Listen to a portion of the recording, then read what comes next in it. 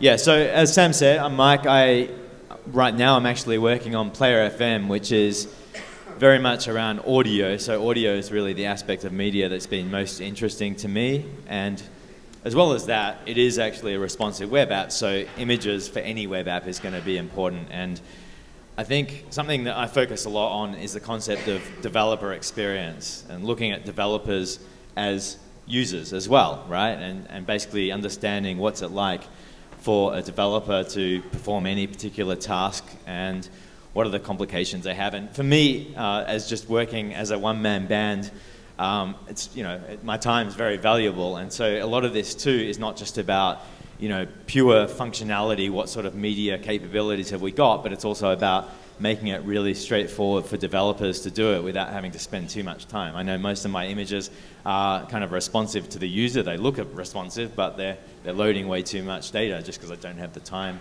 to do it the right way. So those are the kinds of things I hope we can focus on as well today.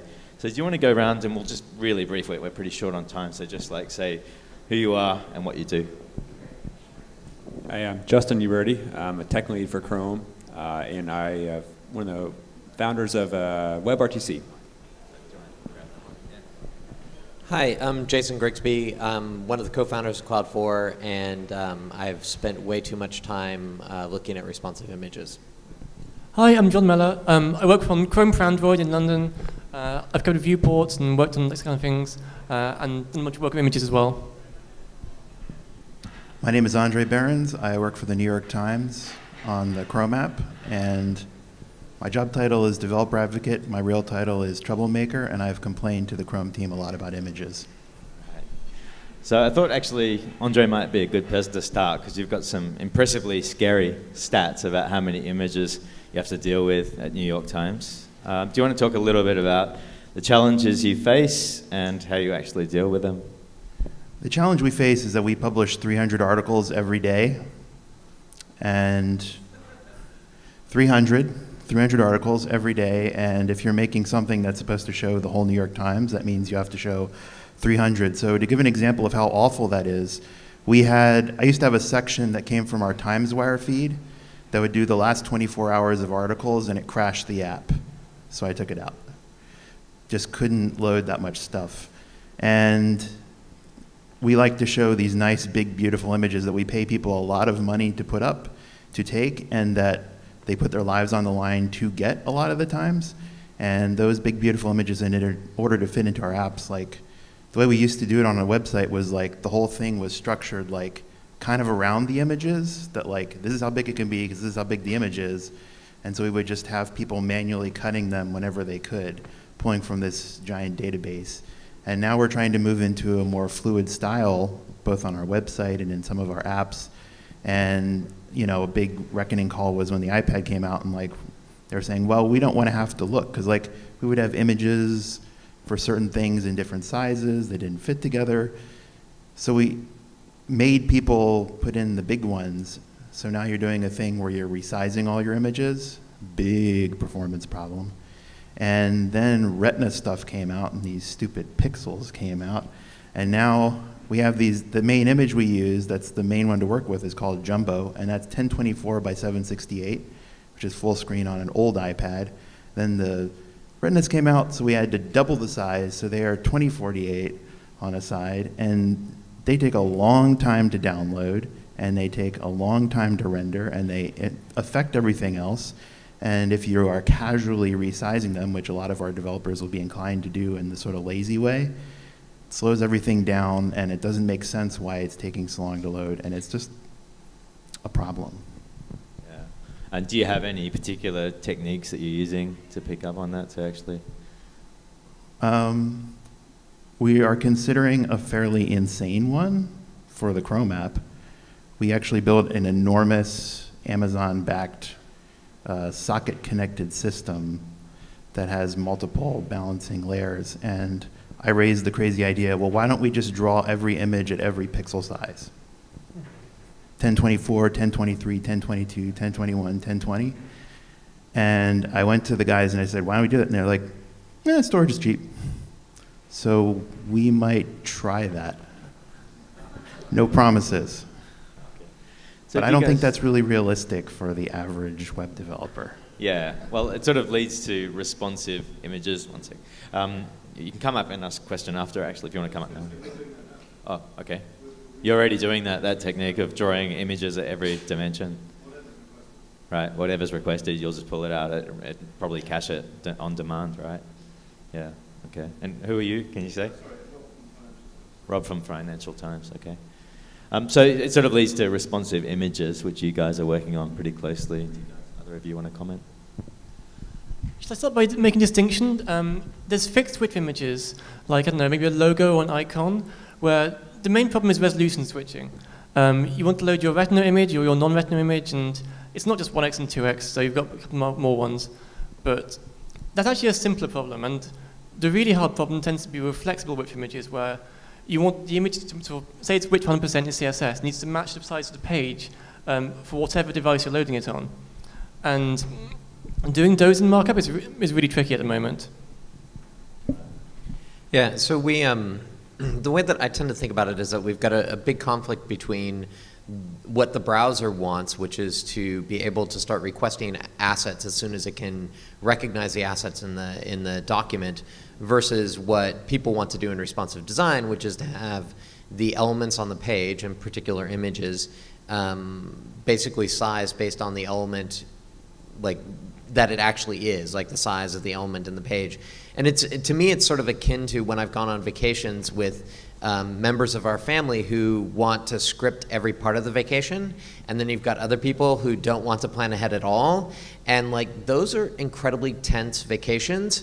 And that's what's going on from sort of an imaging perspective, where we've got this conflict between what responsive design people generally want to do, which is to wait until the layout is determined by the viewport size and other characteristics of the device, and what the browser wants to do, which is to start selecting assets as soon as it can. One other thing that I think is interesting is that, for a long time we were sort of told that, JPEG was fine. That, JPEG was a standard algorithm, we should all use that. If you save 20%, it doesn't really matter. Now with retina size images, like saving 20 or 30% is actually translating into real user experience benefit. And so like with WebP, we can get an additional 30–40% compression on images. That makes a real difference in terms of page load when the actual vast majority of the bytes is coming from images. Okay. But what are the actual practical techniques you're seeing, for instance, Jason, in terms of, do you use, people using JavaScript? Are people finding it just doesn't work in practice, or? So I think the first answer is that there's no way to sort of, like, there isn't a solution that isn't sort of a hack, right? Like what people are doing right now is picking which compromise they want to use. So what we've been advising people, and I just recently consulted a company that has over 800,000 images, and they've got a very similar process. Like, images are coming in all the time, they're dealing with this stuff. And essentially what we're looking at is, like, one, like, we've got to have, they've been hand cutting everything. They're moving to a system that will automate resizing on the server. And then they're actually using picture fill, so they're using the JavaScript library to make decisions like what the picture element would do if picture element were to come out. But they're centralizing that into a single function so that when it changes, like whatever the new format will be, whatever the standard ends up being, they can quickly change that out. Because it's clear that whatever you implement now will be deprecated. We just don't know what it's going to be deprecated in favor of. Right. Yeah. So it's a balance between quality, performance, and simplicity. There aren't really any simple approaches at the moment for flexible width images, so that's out anyway. But then we want images to load fast, and we also want to load high quality. And there's kind of a fundamental conflict between these. So in terms of techniques for flexible width images, there's JavaScript, but JavaScript techniques tend to load images only when the DOM is fully loaded at the DOM content loaded event. And by this point, typically about a third of the page's content, including all the resources, has already finished downloading. And the page would be ready to display if it weren't for the images, which is holding everything back. And so it's really too late to be requesting images at that point. And the images need to be somehow in the markup before that happens. So what's the solution? It sounds like almost like it can't be solved. Yeah, so there are some server-side solutions. You can do device detection, which isn't great because device databases suck. You can do things like setting cookies or changing the base href for your page at the top of your head, and then any images requested with a relative URL will be served from an appropriate directory in your server. And you'll set that base href based on the screen width and the device pixel ratio, for example. So there are techniques you can use today that sort of work, but yeah, we need better solutions in the future. And what's happening with that, the picture element? Is that something that's realistically going to be coming out this year, for instance? The picture element's done the discussion a lot. There was a recent thread on Blink Dev you can go read. I think it doesn't seem quite ready at the moment, and everyone's still flashing out use cases for it and so on. It also doesn't really solve this problem directly, because you still get this fundamental conflict. Well, not conflict, but to actually specify a picture element that will load the right image on various different devices of different resolutions, you need sort of 10 different rules for every single image, like all the widths times all the device pixel ratios. And it's really hard to actually do that well. It is not a great solution, cluttering your markup with all this stuff. Okay. Anyone else want to comment about the whole issue of images before we move on to WebRTC and so on? Yeah, go on, Joe. Or any questions, by the way, feel free. Just to add on, the same problem with performance, the developers are not used to dealing with this at all.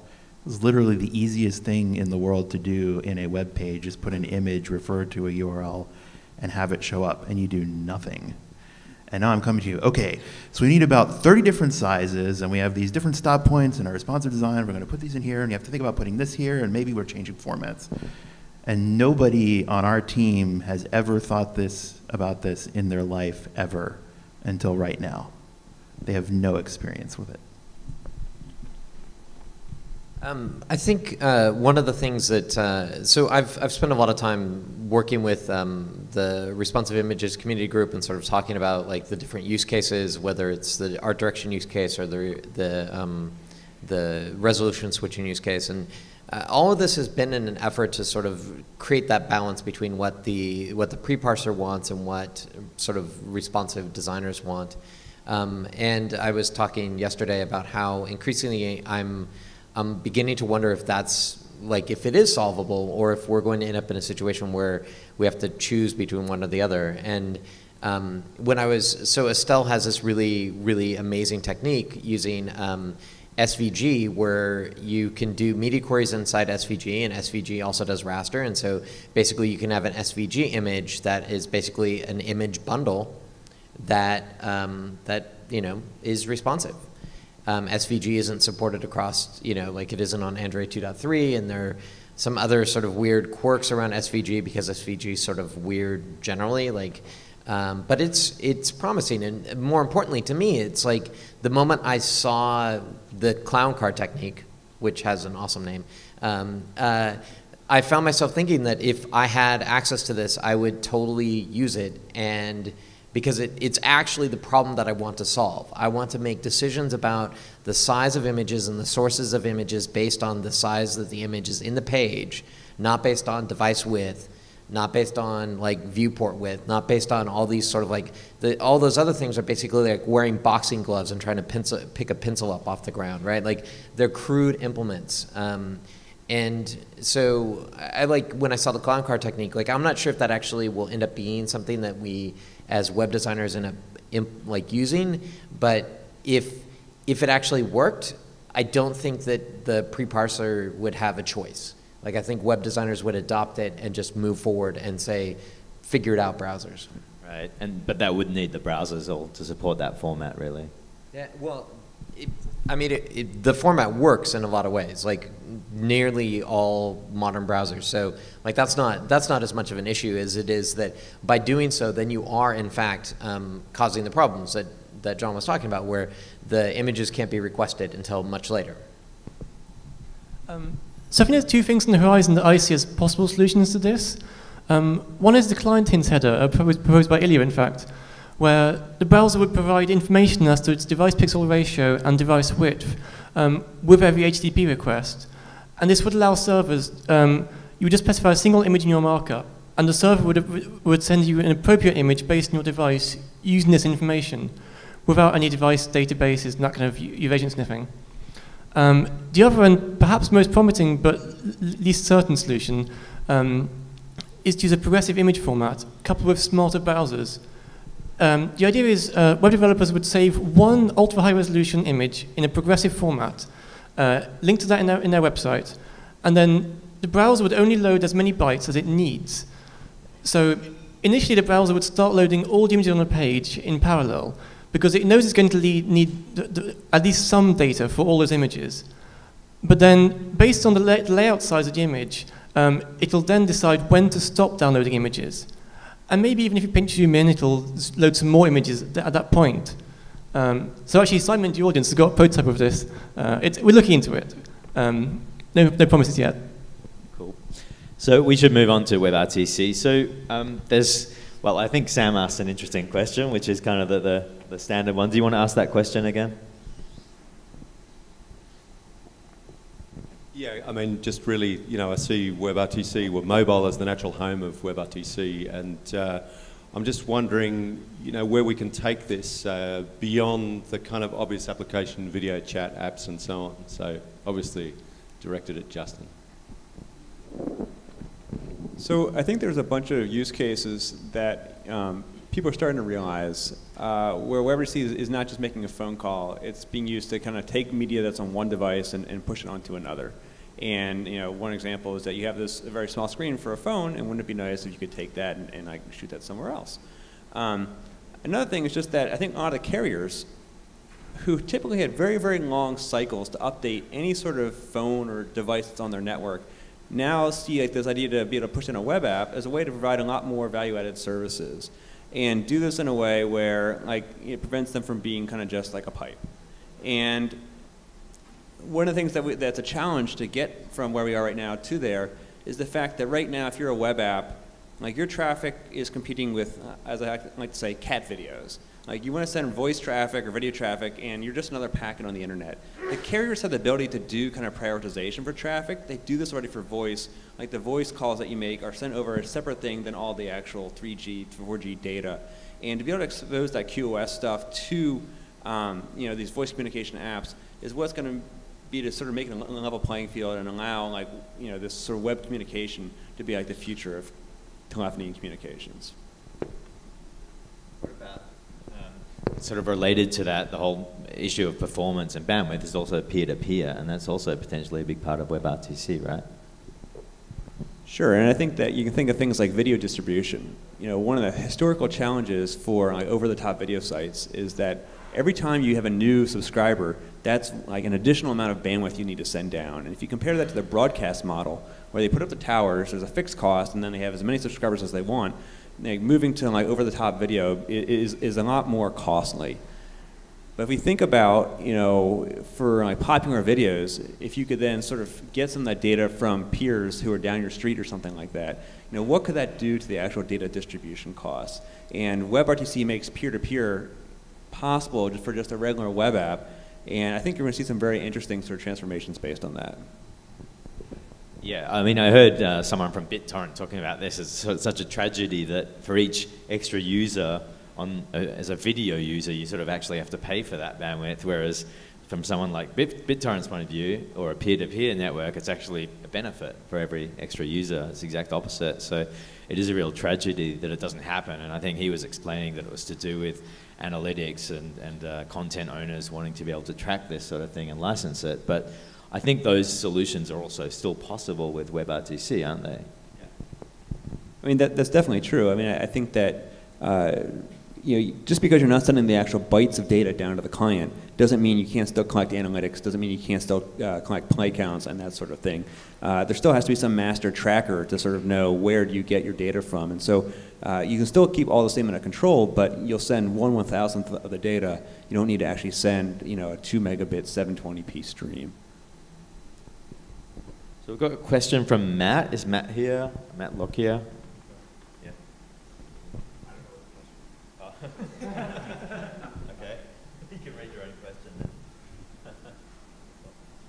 Okay. Oh yeah, it was just sort of, oh, this is kind of unrelated really to this section. Did I ask another one? No. Oh yeah, what's the status of the audio API? Also, will it kill my battery if I'm analyzing for a really, really long time? Like if I'm just listening and doing distortion and trying to provide like cool things on mobile?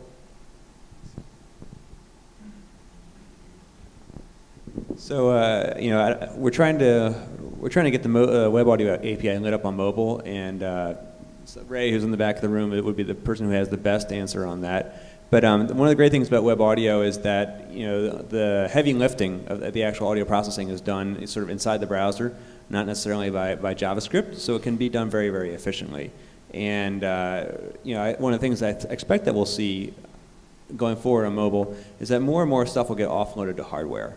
And so if there are cases where we're seeing this stuff really used, you know, for like hot word detection or things like that for speech, if it's killing battery, you know, we'll find some way to make it efficient so that, you know, your phone lasts all day.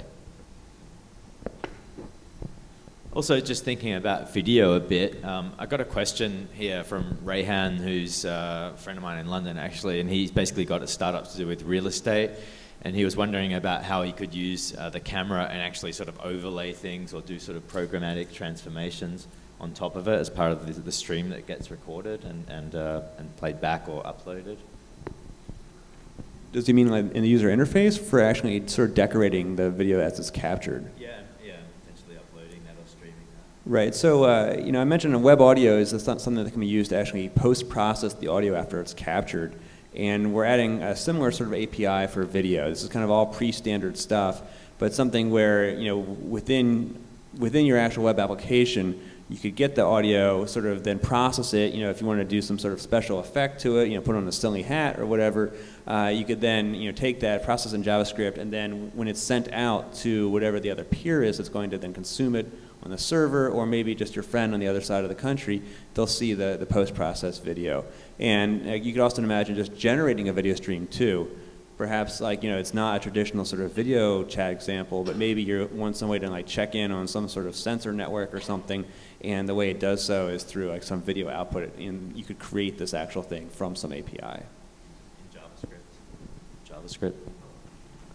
Just on the subject of video, I've actually got a request, and that's to get the adaptive streaming stuff like sorted out ASAP, like for people who are attempting to do responsive design. Like a lot of what, from a responsive design perspective, right, you'd like to have, in the same way in which images are a problem, like source video is an issue, right? So you've got, you can make, you can provide different codecs, but ideally what you'd like is you'd like different sources based on bit rate, based on, you know, the size of the screen. Like it doesn't make sense for somebody on a phone to download a 1080p video. And at the moment, like we've got HTTP live streaming on iOS, but we don't, you know, like we don't yet have implementations on the other mobile devices so that we can do the same sort of stuff.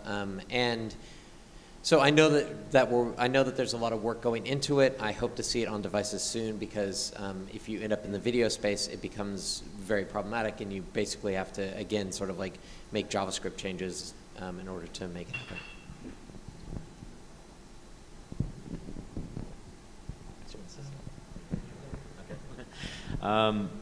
Yeah, so that's then that becomes a challenge if you'd have to actually have all those videos, right? So again, you might have to do something like Andre was talking about, of actually generating those videos on the fly, which could be quite scary. We're doing more of that too. Yeah, getting into that, yeah. The days of like save to the web for video or for images are over. You need some way to automate it on the server side. At least there's some interesting denial of service possibilities, doesn't it? You generate every pixel or every quality level, and you have to generate a new whole video for that. Well, you don't have to generate every sort of combination. I think the matrix can still be fairly sparse, because really, you know, you see this sort of linear progression of bit rate goes up with resolution. And so, you know, if you watch Netflix, what you'll see is that they start sending you the lowest quality thing while they're still figuring out like what bandwidth you can actually support. And as like you actually say, oh, I can support 240p, 360p, they'll keep ramping you up. In Chrome, we do this through the media source API, which is the ability to sort of like feed in blocks of video, and those blocks can keep going up in size, you know, as each block comes in, the actual entire video. You don't have to get the whole thing each time, you just get each little chunk, and each chunk can be in a different resolution.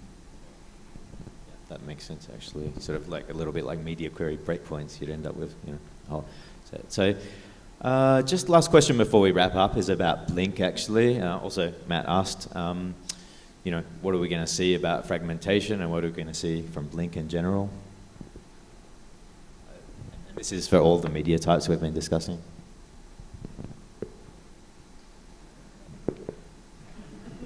I believe that Blink is going, no, I can't speak to this. Blink's goal is to work closely with the standards community, and so we're going to try and avoid fragmentation. We're also trying to add more testing via WebRTC and so on, and so we're trying to make sure that the implementations of different browsers are interoperable, and so I'm trying to give a media spin on this. It's kind of hard, but I think just one of the interesting questions is what will Blink mean for WebKit? Because you know, there are a lot of Chromium people working on WebKit, and now that, you know, they're not there, what will that mean for the velocity of WebKit? I don't know the answer to that. Very much an open question. So yeah, Bruce. Can I ask a question? Yeah, go on. One quick question. Yeah. About WebP. Hi, Bruce from Opera. Opera, we like WebP, and we've used it for a long time in the Presto incarnation. We've got something called Opera Turbo to speed up the desktop on slower networks, and that transcodes images on the fly to WebP. And on slow networks, that's still faster than rendering the JPEG or whatever. What will, WebP is Google's format, what plans are there to popularize it and make it more widespread? I know that Firefox's initial opposition seems to be softening. I wonder if Microsoft's opposition might soften now that the WebM format is clarified vis-a-vis the MPEG-LA. But what are you going to do to allow it to fall back on browsers that don't support WebP, for example? it's a good question. Ilya, do you want to give them more details, perhaps? So part of the answer is we have a session on WebP tomorrow where we're going to cover exactly that. But the short of it is I think we can make the negotiation of WebP much simpler. So today it's actually it's hard to deploy WebP, right? Either you have to use a JavaScript fallback, either you need to use a user agent sniffing solution, and neither one of those is good. So we're actually fixing a bunch of things in Chrome to make that easier. So you guys actually, Opera has been advertising image WebP in Accept. We're lending that in Chrome now. It's in Canary. That's going to fix a lot of things. It makes it very simple. Just recently, we actually had an integration with an image CDN, so CDN Connect, a cool service which does all of the image resizing and everything on the fly. It'll also detect that you're advertising the right accept header and serve the appropriate image. So that's one example. Another example is something, so I'm sure you guys have heard that Facebook was experimenting with WebP, right? And they ran into a couple of issues where users would save the image, but then they can't open it. So we're fixing that as well. Right now we've registered Chrome to be the default viewer. So at least you can double click on it and view the image. Now, can you open it in Photoshop? You need a plugin for that. This kind of thing takes time. One kind of crazy and interesting idea that we're also experimenting with is what if you had a safe save option, which is when you right click and you go save as, we save I don't know, a JPEG or something, which transcoded to some format that we know that works. And this is not specific to WebP, right? Like I hope that we have more image formats in the future, and if we can have the right mechanisms to address these issues, whether that's accept header and the save and all the rest, that'll help everybody. Well, there's a level 4 CSS module whose name escapes me because it's typically snappily titled, and they instead of saying background image URL blah dot PNG, you can say background image, and then it's image, and then you can give a list of images. So you can have WebP, then comma JPEG.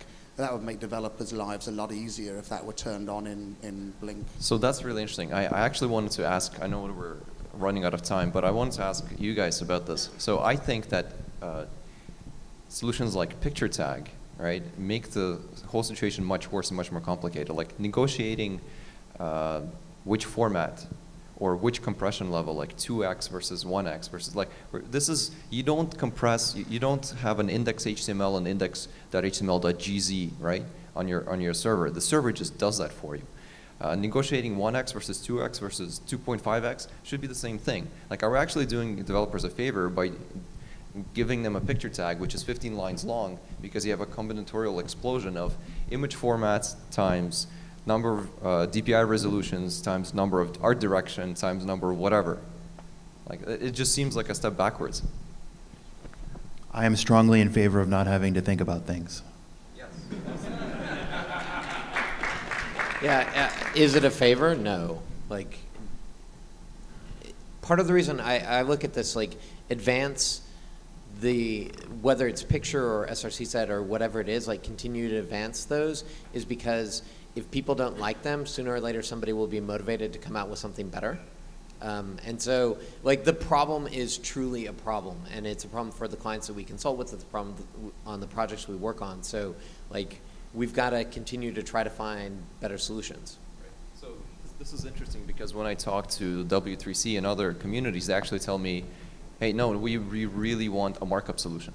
We don't we don't want to rely on the server to do this. I don't. Sorry. I think that it would be strange to have a fundamental element of HTML that required the server. Like, it's like, there's no precedent for that. But 1x and 2x is just a compression setting. Like, you don't specify a .gz link, the gzip link for, like, go to this page. It's compressed. Correct. Yes. Yeah. I don't know. Maybe. We're going to finish up. So just like in 30 seconds or less, maybe you can just give out one best practice that you'd like to see more developers be doing. I'd like to see people take advantage of the peer-to-peer APIs that WebRTC will be providing. It's sort of like at no cost, the ability to get bulk data much more cheaply. We know that 96% or 94% of responsive designs are like bloated crap. And it would be really nice if people built stuff mobile first and performant when it came to responsive design. Be careful with JavaScript polyfills for things like the picture set element and so on. Don't assume they'll perform well. Actually measure that. And cross fingers for the best in the future. I think I would say notice there's a problem. Open DevTools, notice that not dealing with it is a problem, and notice that the solutions are a problem, and make noise, because that's where solutions come from. Get on the bug tracker. All right, thank you.